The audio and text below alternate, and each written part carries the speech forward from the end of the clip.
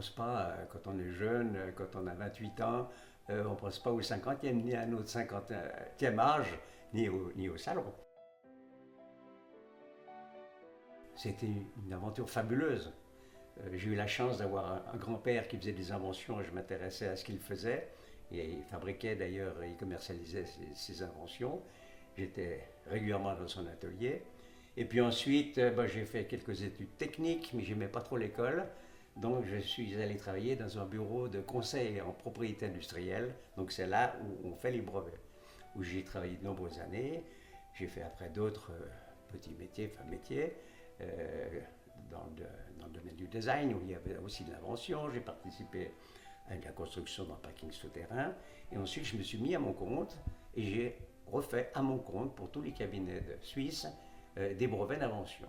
Et c'est là que tout a commencé, en contact avec des inventeurs tous les jours, qu'une fois qu'ils avaient leur brevet, je leur donnais leur brevet d'invention et ils me disaient maintenant, monsieur, est-ce que vous pouvez nous aider à commercialiser? Alors ça, c'est pas possible.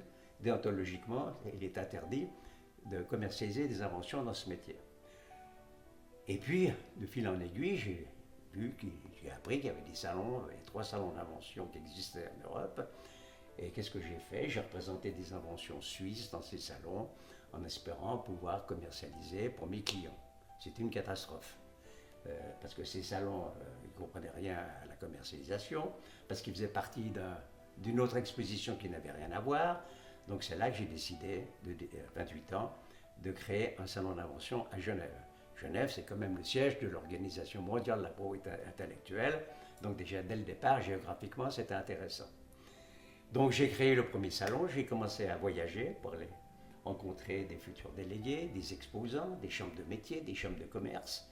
Et puis le premier salon en 1972, qui a été quand même déjà un succès, il y avait 300 exposants de 8 pays d'Europe, mais qui des exposants étaient tous des inventeurs privés, c'est-à-dire qui présentaient leurs inventions après avoir beaucoup réfléchi, après avoir fait des prototypes. Donc on a vu un peu de tout. Et c'est là que j'ai imaginé quand même de dire un jour, il faut que je développe le salon pour avoir des entreprises et si possible, mais je n'y croyais pas trop, des universités. Voilà un peu comment le salon a débuté. Il a fallu 3 ans, 3 ans où j'ai représenté des salons. En fait, j'étais exposant dans ces salons, donc j'ai vu ce que c'était. J'ai vu que je n'avais pas de contact pour mes clients et c'est ce qui m'a décidé de créer un salon à Genève. Donc j'en ai parlé un peu à gauche, à droite, à nos autorités, etc.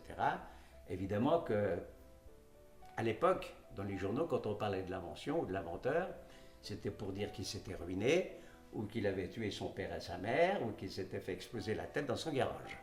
Il y avait des inventions, on n'en parlait pas, ça n'existait pas. Et quand j'ai créé le salon, Salon international des inventions, dans les journaux, c'était Salon international des inventeurs. Alors j'avais une circulaire que je leur envoyais, en leur disant, on n'expose pas des inventeurs, mais des inventions.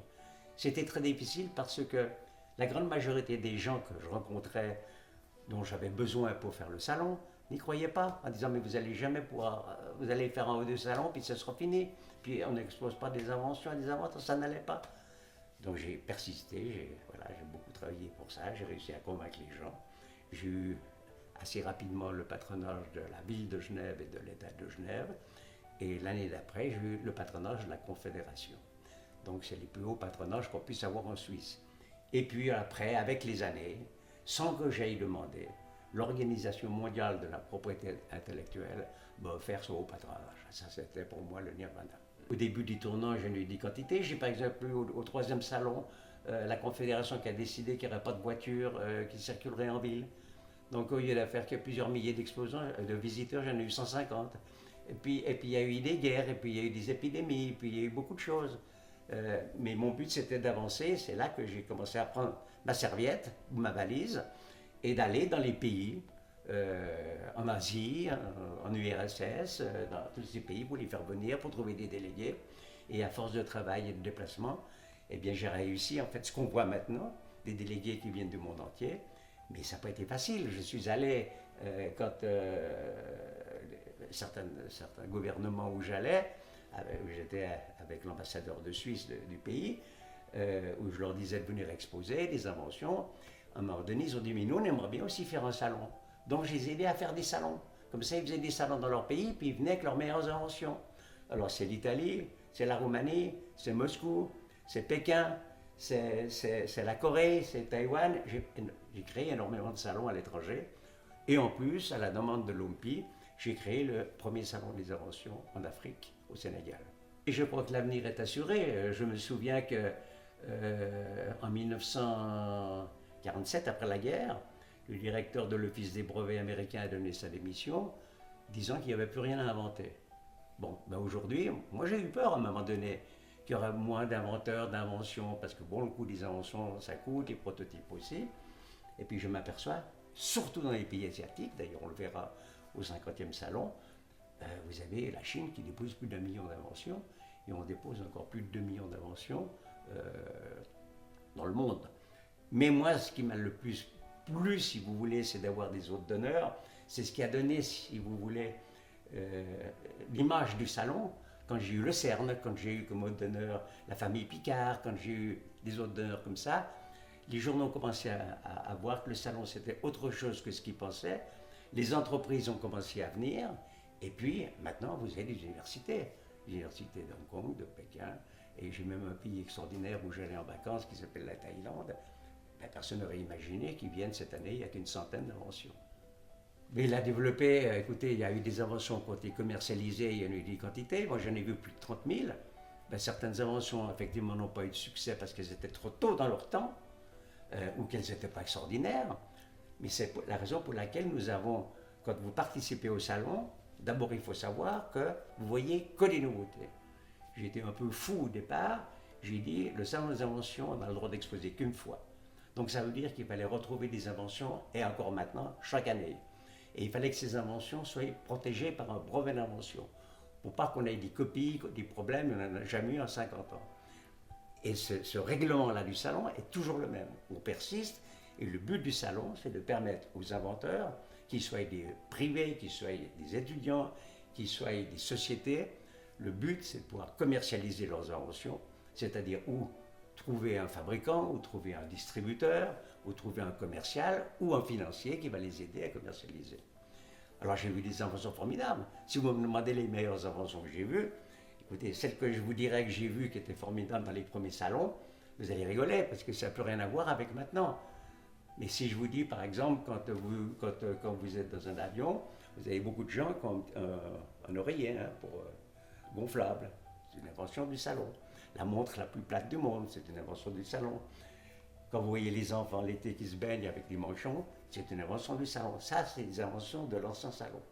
Et maintenant, bien entendu, les inventions sont totalement différentes. Nous avons un jury de 120 personnes qui viennent examiner toutes les inventions. Et c'est à la suite de ce jury que nous décidons les prix spéciaux, le Grand Prix, le prix de l'État, le prix de la ville, le prix de l'OMPI, etc. Ou des récompenses sous forme de médailles d'or, d'argent et de bronze. Et ces prix sont extrêmement importants. Évidemment que ça nous pose beaucoup de problèmes, c'est difficile de juger une invention. Mais j'avais compris dès le début qu'avec un prix, une récompense dans un salon comme Genève, ça donnait à l'exposé une possibilité énorme de pouvoir commercialiser leur invention, soit dans leur région, soit dans leur pays, soit dans le monde. Mais tout ça, c'est difficile à organiser. Mais on y arrive. Des anecdotes, j'en ai plein. J'ai par exemple un jour un exposant qui arrive, qui s'installe, il pleuvait, je me souviens, il pleuvait dehors, et puis il installe son invention, un camion, etc., etc. Moi je vois, c'était tout bouillé, il était malheureux comme tout, c'était un inventeur roumain, et puis je suis allé l'aider. Il m'a remercié beaucoup, etc. Et cet inventeur roumain avait une invention extraordinaire, il a eu le Grand Prix, et pour moi c'est sans doute la plus belle invention que j'ai eue au salon. Il s'agit d'un véhicule qui scanne les avions ou les camions pour contrôler les produits qu'ils peuvent avoir à l'intérieur. Et quand je vous parle de produits illicites ou de la drogue, etc. Et je me souviens toujours, après, quand il y avait la remise des prix, il m'a vu, et il ne savait pas que j'avais été le président, que j'étais le président. Eh bien, il retournait dans son pays en disant, j'ai un ami qui est président du Salon des inventions, qui m'a aidé, et maintenant, je ne calcule plus les années en fonction de Jésus-Christ, mais en fonction de l'année où j'ai reçu le Grand Prix du Salon. Et il l'a dit à la télévision, en Roumanie, à Bucarest. Qu'est-ce qu'on peut souhaiter à l'avenir de ça? Écoutez, on peut souhaiter beaucoup de choses. Je pense que si on continue dans la même voie, et ça a l'air d'être le cas, parce que moi j'ai été propriétaire de ce salon, fondateur de ce salon et propriétaire jusqu'à l'âge de 76 ans. Et là, j'ai pensé que c'était peut-être le moment de passer la main, étant donné que l'âge de mes collaborateurs et les miens, que si nous arrivait un accident grave, il n'y aura plus de salon d'invention.